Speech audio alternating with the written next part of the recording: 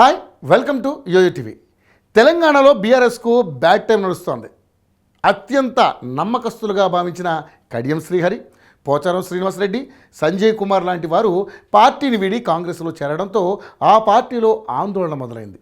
ఈ నేపథ్యంలో అలర్ట్ అయిన గులాబీ బాస్ కేసీఆర్ పార్టీ కీలక నేతలను, ముఖ్యంగా ఎమ్మెల్యేలతో భేటీ అవుతున్నారు. ఈరోజు కేసీఆర్ నిర్వహించిన అత్యవసర భేటీకి పటాన్చెరు ఎమ్మెల్యే మహిపాల్ రెడ్డి గైర్హాజరయ్యారు. అంతేకాకుండా ఆయన ఢిల్లీలో ప్రత్యక్షమవడం చర్చనీయాంశమైంది.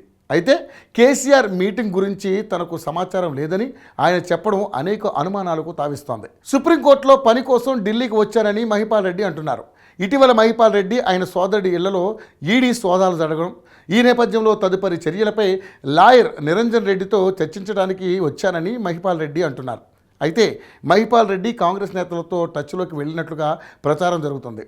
ఈ నేపథ్యంలో ఆయన అనూహ్యంగా ఢిల్లీలో ప్రత్యక్షమవడంతో ఆ అనుమానాలు మరింత బలపడుతున్నాయి. ప్రస్తుతం తెలంగాణ సీఎం రేవంత్ రెడ్డి ఢిల్లీలో ఉన్నారు.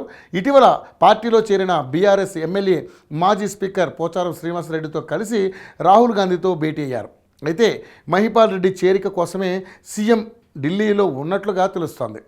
చర్చలు సఫలమైతే మహిపాల్ రెడ్డి ఢిల్లీలోనే కాంగ్రెస్ తీర్థం పుచ్చుకునే అవకాశం ఉందన్న చర్చ జోరుగా సాగుతోంది. గూడెం మహిపాల్ రెడ్డి కాంగ్రెస్లో చేరితే బీఆర్ఎస్ను వీడిన ఎమ్మెల్యేల సంఖ్య 6కు చేరుతుంది.